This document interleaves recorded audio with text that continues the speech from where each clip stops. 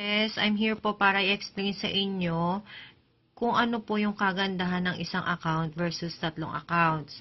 So, i-explain ko po ito, hindi po para paglabasin po kayo ng malaking pera, pero dahil dito po kayo kikita ng mas malaki.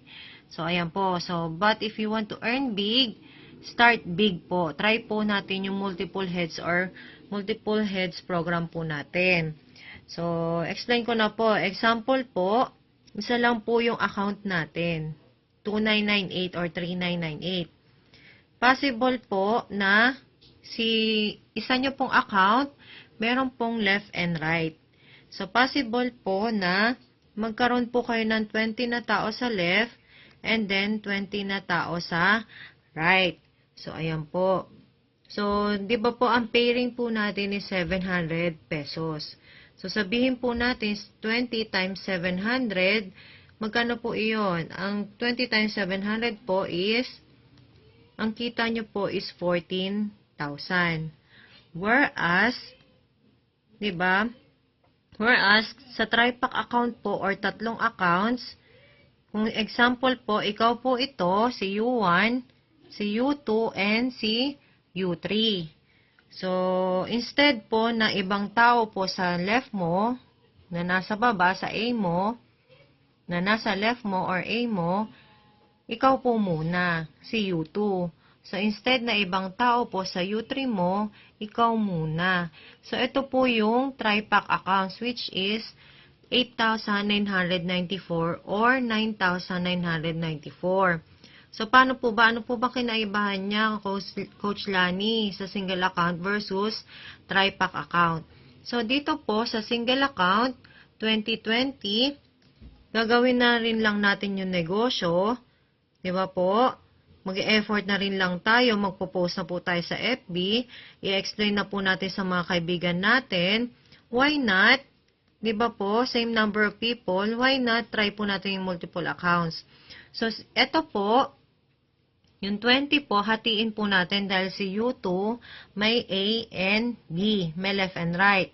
So, 20, hatiin po natin 10 at 10. So, total of 20. So, si U3, meron din pong left and right. So, hatiin din po natin tong 20, tig 10, and tig 10 po. So, total of 40, 40. So, same effort, same number of people. Pero, magkaiba ng resulta. So, sabi dito, pag meron ka sa left and right mo, magpipairing po siya ng 700. So, ito po, magpipairing 10 times 700, may 7,000 po sino? Si U2. Paano po kung ibang tao po ito? Di ba po? Sayang naman. So, si U3, meron ding 7,000. Di ba po? So, kung ibang tao din po ito, sayang din po ulit. So, si U1, A and B po niya, si U2 and U3. So, automatic po, magpipairing po itong 20 at 20 po. So, 20 times 700, meron pong 14,000 si U1. Total of 28,000 pesos. Diba po? Compare nyo po dito sa isang account na 14,000. Halos kalahati. Diba po? So, sayang po yung income. So, kung why not, kung may pera naman po tayo, mag-invest na po tayo ng tama. Same effort, same number of people, pero magkaiba ng resulta. So, yun po yung explanation po namin sa single versus tripack account. So, pag-isipan nyo po maigi mga coaches dahil mas maganda po kung nakaposisyon na po yung mga accounts natin. So, maraming salamat po coaches.